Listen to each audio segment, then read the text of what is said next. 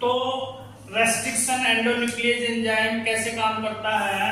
तो इसका मेन काम क्या होगा कि डीएनए में कट लगाना।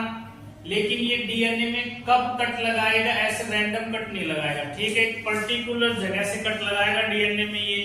तो जिस भी डीएनए के ऊपर ये काम करेगा वहां पे सबसे पहले ये पर्टिकुलर न्यूक्लियोटाइड सीक्वेंस को रिकॉग्नाइज करेगा। उस न्यूक्लियोटाइड सीक्वेंस को अपन क्या बोलते हैं? Palindromic sequence. तो पैलिंड्रोमिक सीक्वेंस होती क्या है?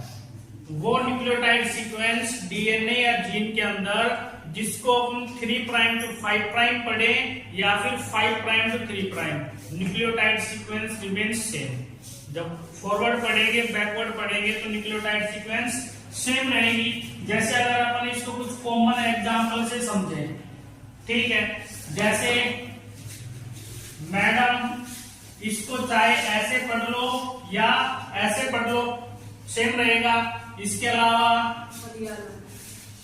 डैड हो गया, ठीक है, मोम। तो ये कुछ कॉमन एग्जांपल है। एक एग्जांपल एनसीईआरटी बुक में दे रखे हैं, क्या? मलयालम। तो इसको चाहे ऐसे पढ़ लो या ऐसे पढ़ लो, सीक्वेंस सेम रहेगी अल्फाबेट की, ठीक है। तो ऐसे ही डीएनए के अंदर अपन न्यूक्लियोटाइड सीक्वेंस को देखेंगे। जहां पे ऐसी न्यूक्लियोटाइड सीक्वेंस देखने को मिलेगी पैलिंड्रोमिक सीक्वेंस वहीं पे कट लगाएगा, ठीक है। जैसे अपने पास एक एग्जांपल आता है EOR1, ये एक रेस्ट्रिक्शन एंडोन्यूक्लियेज है। जब ये डीएनए में कट लगाएगा, क्योंकि इसको बायोटेक्निक जेनेटिक इंजीनियरिंग में काफी यूज करते हैं, मोस्ट कॉमन यूज एंजाइम है ये। तो जब ये डीएनए में कट लगाएगा तो कहां से कट लगाएगा?